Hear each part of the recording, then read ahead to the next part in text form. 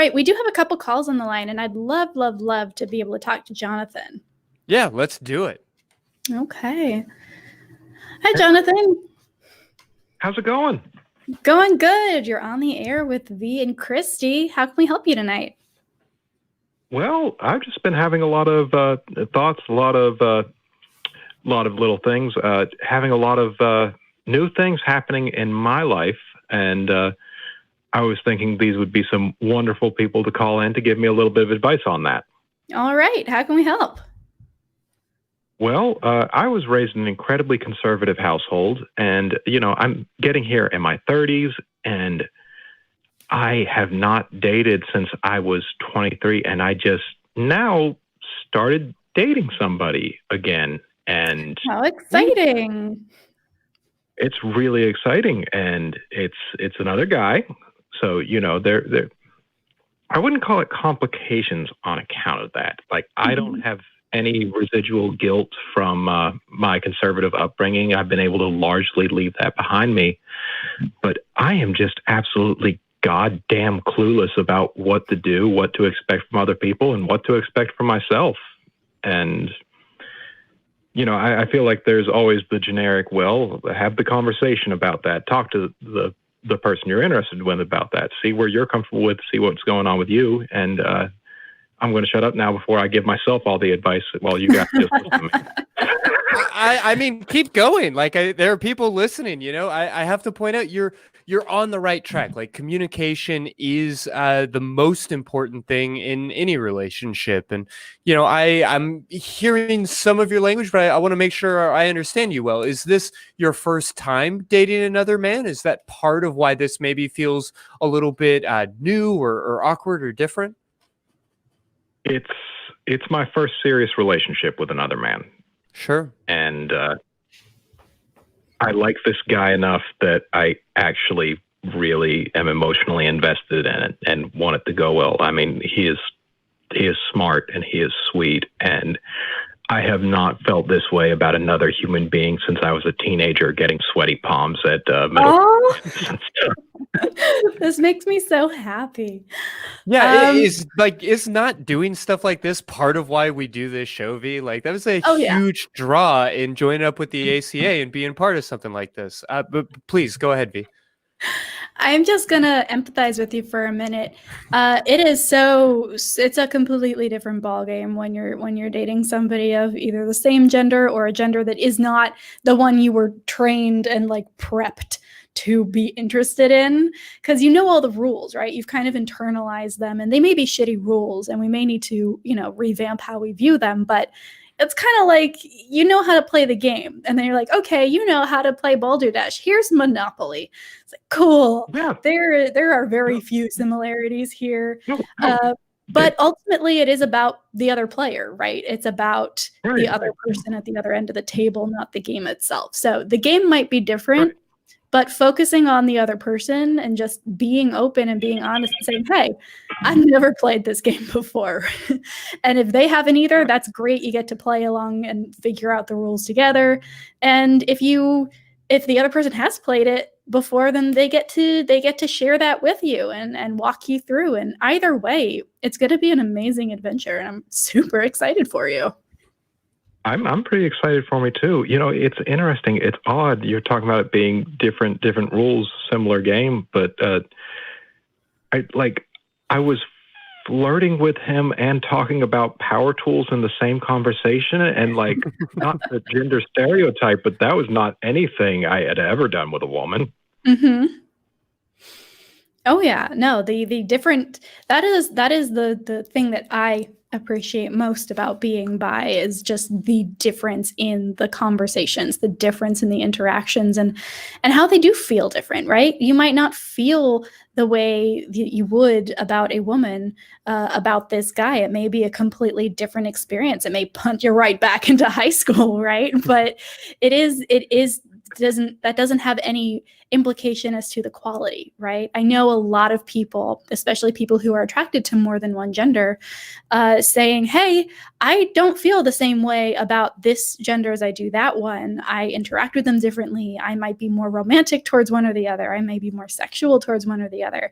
And that is absolutely okay.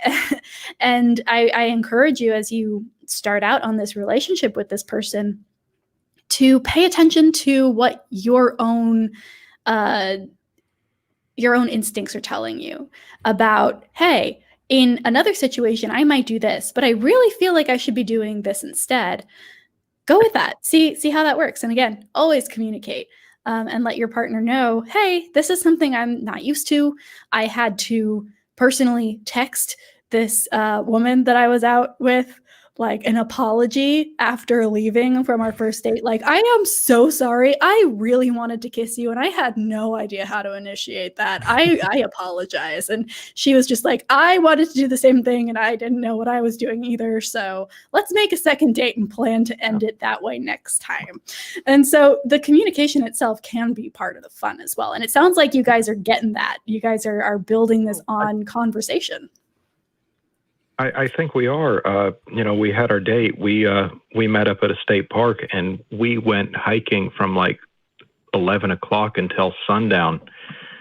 And like we were watching the sunset together, just in a beautiful location, and just little light body contact. And I realized that I wasn't comfortable going any level further on the physical side of things in that moment.